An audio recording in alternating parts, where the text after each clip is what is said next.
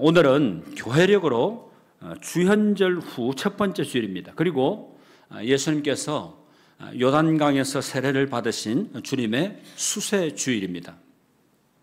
사람은 누구나 인생의 중요한 순간에 의미를 부여하려는 그런 경향이 있습니다. 그런 측면에서 예수님께서 요한에게 세례를 받으신 사건은 단순한 어떤 의식 정도가 아니라 예수님 사역의 시작을 알리는 중요한 사건이었습니다. 예수님께서 세례를 받으신 장면은 그리스도의 정체성과 사명 그리고 성령의 임재를 선포하는 순간이었습니다. 그러므로 세례 예식은 기독교 예식 가운데 가장 중요한 예식 가운데 하나입니다. 왜냐하면 이 세례는 죄인에서 의인으로 그리고 믿음 없는 이 불신에서 믿음 있는 성도로 그리고 세속적인 삶에서 거룩한 삶으로 들어가는 거룩한 입문 예식이기 때문에 그렇습니다. 또 세례 예식은 새로운 삶으로 나아가는 거룩한 첫발을 내딛는 사건이기 때문에 굉장히 중요한 의미를 가집니다. 여러분 혹시 이 책 아는지 모르겠습니다. 하나님을 아는 지식, 이 제임스 페크라는 영국의 복음주의 신학자, 이 대학교 교수님이기도 합니다. 제임스 페커의 이 하나님을 아는 지식, 이 책 굉장히 두꺼운 책인데 CCC에 들어가게 되면 맨 처음에 꼭 이거는 읽어야 됩니다 하고 추천하는 도서이기도 합니다. 저도 CCC 들어가서 그 책을 읽었고 제 처남도 또 CCC 출신이기 때문에 그 책을 읽었고 또 제가 우리 이 딸이 아까 1부 때는 기도를 제가 해드리곤 했지만 지금 이제 선교지로 출발하려고 지금 챙기고 있습니다. 이제 한 12시 조금 못 되면 그 무거운 캐리를 끌고 양수역으로 가서 전철을 타고 이제 공항으로 이동을 할 겁니다. 3주 조금 못 되는 선교를 하고 올 텐데요. 이 선교 가는 게 중요한 게 아니라 저는 봤습니다. 가기 전에 얼마나 강인한 선교 훈련을 시키는지. 제가 직접 왜 보게 됐냐. 우리 아이가 지난 특별새벽 성회 때 권사님과 우리 아이가 반반씩 반주를 분담을 해서 헌신을 했습니다. 저는 이게 수련회 중이었어요. 수련회 중이었는데 제가 멀리 있으니까 오라고 할 수가 없어요. 그래서 제가 이제 태우러 갔죠. 불광동까지. 가보니까 마당에 도착하자마자 찬양의 소리, 기도의 소리가 엄청나게 크게 들리는 거예요. 그래서 제가 역시 살아있구나. 하나님은 반드시 역사하신다.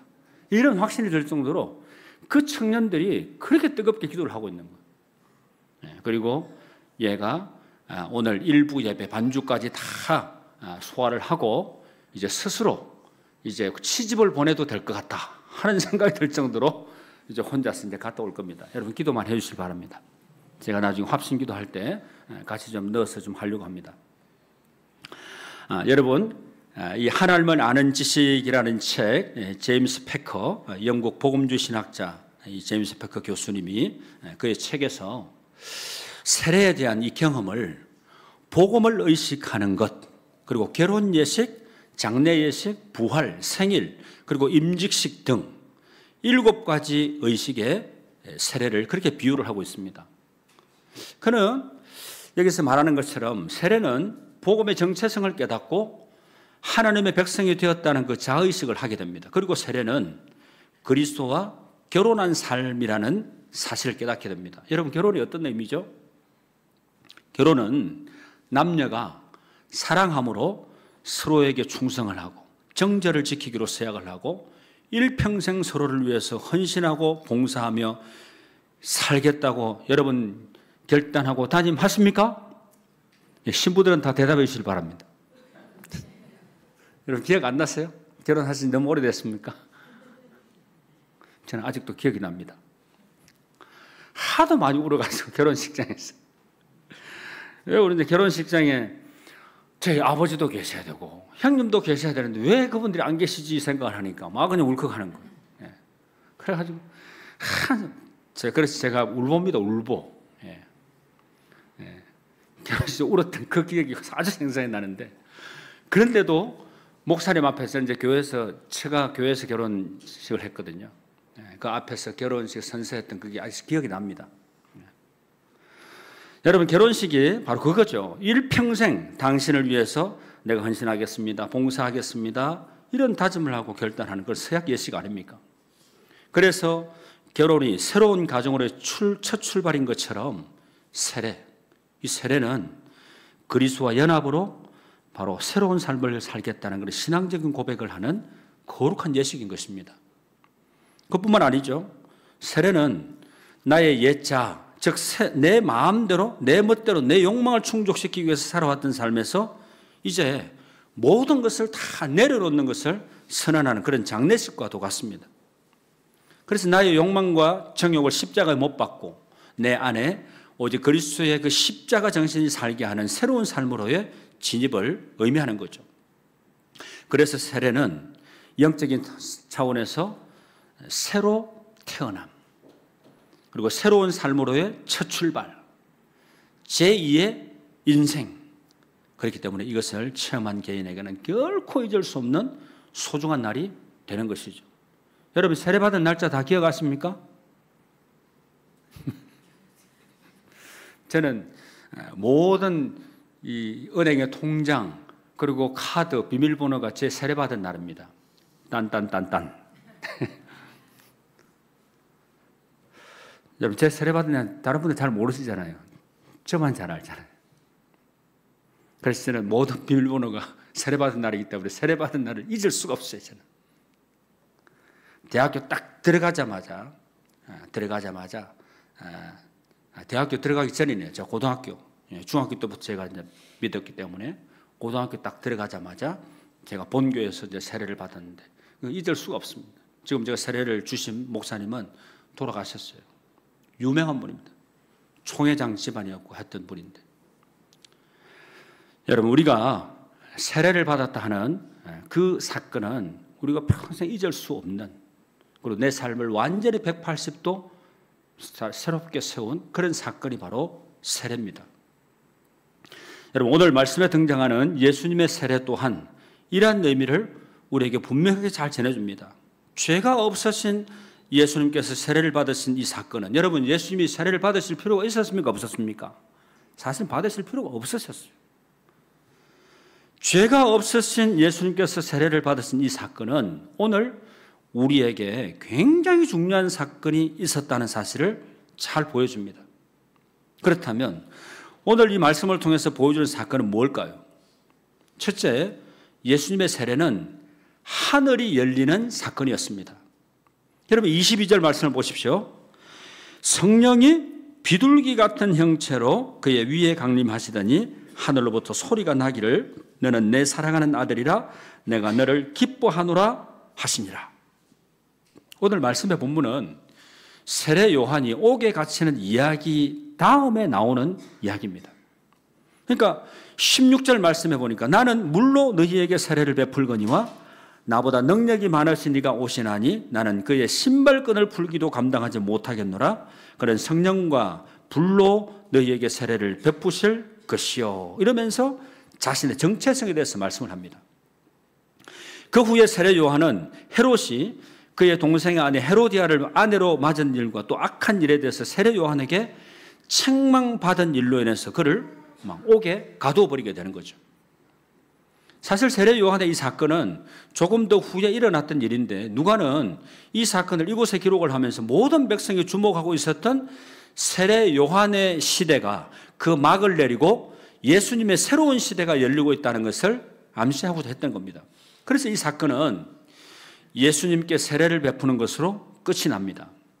예수님의 세례는 이제 예수님의 공생애라는 새로운 사역으로 도약하는 의미를 포함하고 있습니다. 여러분, 이 누가복음을 기록한 이 누가는 21절 중반절에서 예수도 세례를 받으시고 기도하실 때에 어떻게 됐다고요? 하늘이 열리며 이렇게 기록을 하고 있습니다. 여기서 기도하셨다는 것은 성령의 임재를 강조하기 위한 표현입니다. 그러니까 예수님께서 기도하실 때 하늘이 열렸는데, 여기서 열리다 하는 이 말은 어떤 사실이 실제로 어떤 과거의 시점에 일어났다 하는 것을 강조하는 말입니다. 그리고 이 말은 단지 어떤 뭐 환상이나 마음 속에서만 일어난 심상, 어떤 마음의 그 상태를 의미하는 게 아닙니다. 실제로 팩트, 하늘이 열리는 현상을 목격하게 되었고 또 실제로 일어났던 사건이라는 것을 강조하고 있는 거죠. 마가복음 1장 10절 말씀에서는 곧 물에서 올라오실 새 하늘이 갈라짐과 성령이 비둘기같이 자기에게 내려오심을 보시더니 이렇게 말씀을 합니다. 그리고 에스겔 1장 1절 하반절에서도 이렇게 말씀합니다. 거발강가 사로잡힌 자 중에 있을 때에 어떻게 돼요? 하늘이 열리며 하나님의 모습이 내게 보이니. 그리고 사도행전 7장 56절에는 스데반 집사님 역시도 뭐라고 이렇게 얘기합니까? 시작. 하늘이 열리고 인자가 하나님 우편에 서신 것을 보노라. 여러분, 여기서 하늘이 열린다 하는 이 말은 하나님의 계시가 임하게 되었고 오랫동안의 그 침묵을 깨고 하나님께서 말씀하시고 놀라운 권능을 행하시겠다 하는 것을 의미하는 겁니다. 그런데 분명한 것은 이 예수님께서 공생애를 시작하시는 그 예수님의 그 시작을 성부 하나님께서 그를 위로하시고 격려하신다는 점을 묘사를 하고 있다는 겁니다.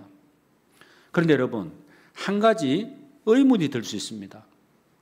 그건 어떻게 하면 하늘의 문이 열리는 형상을 경험할 수 있는가 하는 문제입니다. 고대 근동 사람들에게 있어서 이 하늘의 문은 영적인 세계, 다시 말하면 하나님 나라의 세계라는 인식이 있었습니다. 그러니까 하늘 문이 열렸다 하는 것은 하나님과 소통이 가능하게 됐다는 의미입니다. 하나님과 교통하게 되었다는 거죠. 여러분, 제가 지난 한 주간 이것을 깨달은 거예요. 제가 이것을. 저는 여러분들, 제가 다른 교회 갔기 때문에 여러분들 새벽에 얼굴 못 뵀잖아요.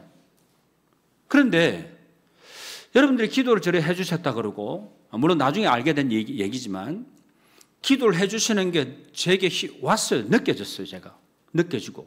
그리고 저는 여러분들 얼굴 보지도 않는데 막 이게 예배 드리고 온 기도 자리에 여러분들 모인 그 상황들이 막 그려지는 거예요.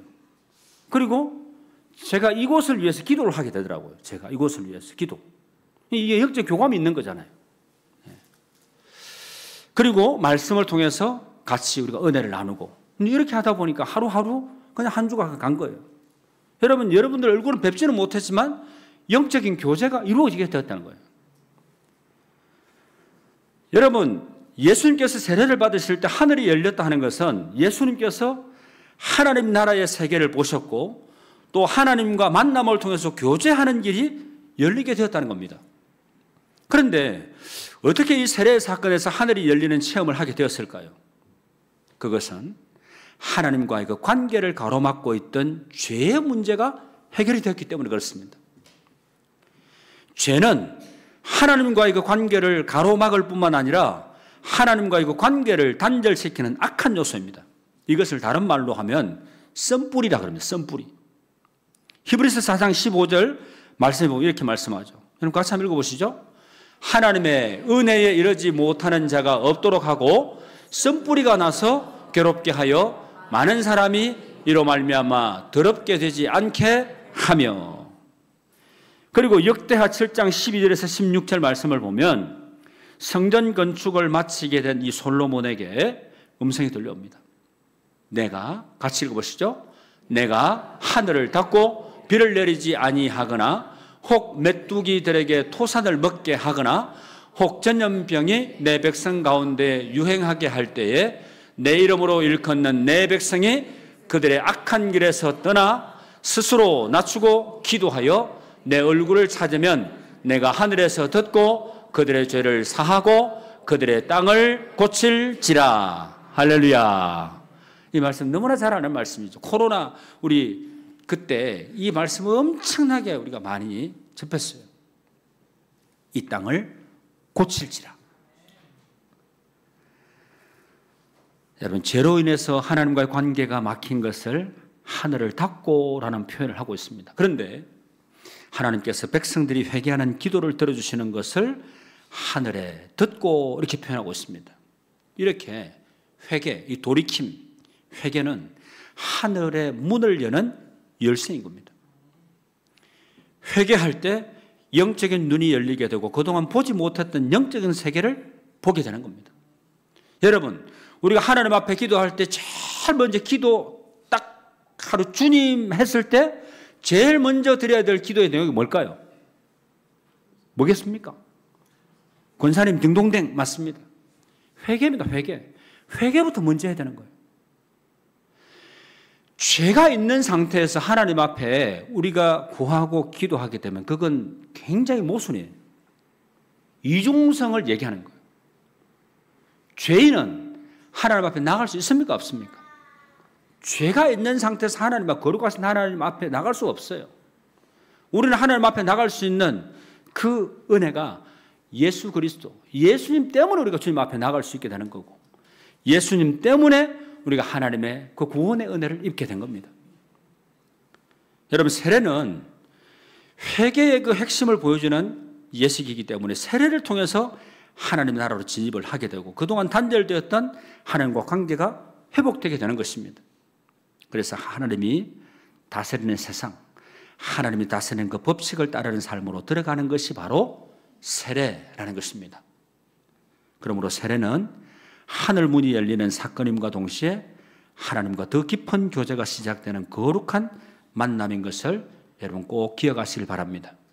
아직 세례를 안 받으신 분이 몇 분 계세요. 새 가족으로 등록하신 분, 2분 아직 안 받으셨는데 여러분 성도님 잘 듣고 계시죠? 네, 50년 동안 불교에 아주 지극정성을 하셨던 분이니까 저는 저분을 위해서 항상 기도 많이 하고 있어요. 네. 저분이 결단이 참 대단했어요. 너무 우리 태희가 와가지고 너무 감사합니다. 작년에 세례를 받았어요. 우리 새 생명. 제가 제일 기뻐하고 감사한 일이 뭐라 그랬죠? 아이 소리가 나는 거 제일 기뻐합니다.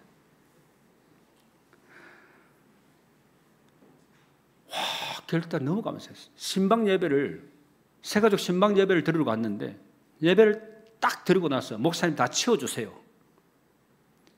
제가 청년 때 그 제도에 가가지고 막 그 마을 마당에서 타작마당 같은 데서 막 찬양 집회를 하고 할머니 할아버지 사는 집에 들어가가지고 시주 단지 다 끄집어내가지고 했던 그게 생각이 나더라고요. 막 부처 뭐 있던 이게 액자 같은 거 큰 거 이런 거 다 떼주세요. 다 뗐어요 그때. 그래 밤에 막 다 불교 막 이렇게 색채 막 조금이라도 마음이 갈 수 있는 이런 거 물건들을 다 끄집어내고 그 앞에 마당에 아파트 앞에 거기 다 그냥 다 버렸습니다. 야, 너무 감격스럽지 않습니까, 여러분? 너무 감격스러워요. 50년 이상을 그 한 종교에 심취했던 그분이 이렇게 예수님 앞에 나와서 매주 한 주도 안 빠지고 연세가 또 높으세요. 허리도 안 좋았어요. 그럼에도 불구하고 한 길. 저는 우리 어머니가 생각이 많이 나더라고요. 어머니가 늦게 예수를 믿으셨지만 마지막 가실 때까지 딱 주님 한 번만 보고 딱 가시는 그 깔끔한 그 인생을 보고 야, 우리 어머니가 생각이 나더라고요. 여러분, 이게 바로 하나님이 가장 기뻐하시는 믿음의 삶입니다. 한 길, 분명한 절대 진리, 생명의 길을 우리가 바라보았을 때는 다른 곁길로 가지 않고 다른 데 우리 눈길 돌리지 않고 한 길, 오직 only way, 이 한 길만 일방통행할 수 있는 그런 삶이 가장 복된 인생인 줄로 믿습니다. 여러분, 이런 분이 계신데 우리 교회가 어떻게 안 될 수 있겠어요? 벌써 우리 샘플이 되셨잖아요. 찬양대가 오늘 부흥과 성장의 샘플이 되었어요. 그리고 다음 주는 이제 재직회 헌신 예배가 있는데 여러분 본보기가 돼야 됩니다. 본보기인데 잘못된 본보기가 되면 안 돼. 잘못된 본보기가 된다 그러면 그 잘못된 본보기로 해서 다른 사람 영향을 미쳤던 사람이 오히려 쟤한테 손가락질하는 그런 경우가 있을 수 있어요. 여러분 좋은 본을 보이시면서 존경받고 하나님 앞에 인정받는 믿음의 성도님들이 다 되시기를 축복합니다. 말씀을 좀 맺어야 될 것 같아요. 오늘 또 재직회도 있고 하니까 제가 오늘 A4 한 석 장 정도 분량이 더 남았습니다. 근데 제가 여기서 마무리를 좀 할게요. 다음에 기회 되면 오늘 못했던 부분을 좀 하려고 합니다. 여러분 두 번째 의미는 이 예수님의 세례는 성령의 임재가 있는 사건이었습니다. 여러분 22절 상반절 말씀 보십시오. 성령이 비둘기 같은 형체로 그의 위에 강림하시더니 예수님께서 세례를 받으실 때 성령이 임하셨다는 것은 어떤 의미일까요? 복음서 기자들은 예수님께서 세례를 받으실 때 성령이 임한 것을 통해서 예수님께서 메시아가 되신다는 사실을 증언하기 위함입니다. 그래서 마태복음 3장 16절이나 마가복음 1장 10절 말씀에 보면 각각 비둘기같이 임했다 그랬습니다. 비둘기같이. 그런데 이 누가는 여기에 형체로라는 말로 설명을 하고 있습니다. 이 말은 몸으로 하는 의미와 또 형식, 겉모양이라는 단어를 가지고 있습니다. 그래서 누가는 이런 구체적인 표현을 통해서 예수님과 요한이 성령이 실제로 임하게 된 사건을 목격했다고 증언을 하고 있습니다. 그리고 마지막 세 번째, 이 세례는 하나님의 말씀이 임하는 사건입니다. 뭐라고요? 하나님의 말씀이 임하는 사건. 여러분, 성령 임했다 하면 무슨 방언을 하고 환상을 보고 무슨 신통한 어떤 능력을 나타내고 이래야 성령이 임했다라고 잘못된 생각을 가지고 계신 분들이 계세요. 물론 그렇게도 역사하실 수 있습니다. 그런데 가장 분명하고 가장 확실한 성령의 임재는 말씀이 임하게 되면 바로 그게 가장 확실한 거예요. 분명한 거예요. 제가 물어볼게요. 민성 목사님 맞습니까? 틀렸습니까? 네. 이 대선배 목사님이 맞다고 얘기하시잖아요. 여러분, 성령의 임재는 어떤 신비한 환상이나 이미지로 오는 게 아닙니다. 구체적인 말씀으로 임하신다는 사실이에요. 예수님께서 세례를 받으시고 성령이 임하실 때 들려진 하나님의 음성, 여러분 기억하시죠? 예수님의 공생의 시작을 승인하는 선언이고 거룩한 사역을 위한 성부 하나님께서 격려해 주시는 그런 음성이었습니다. 이는 내 사랑하는 아들이다.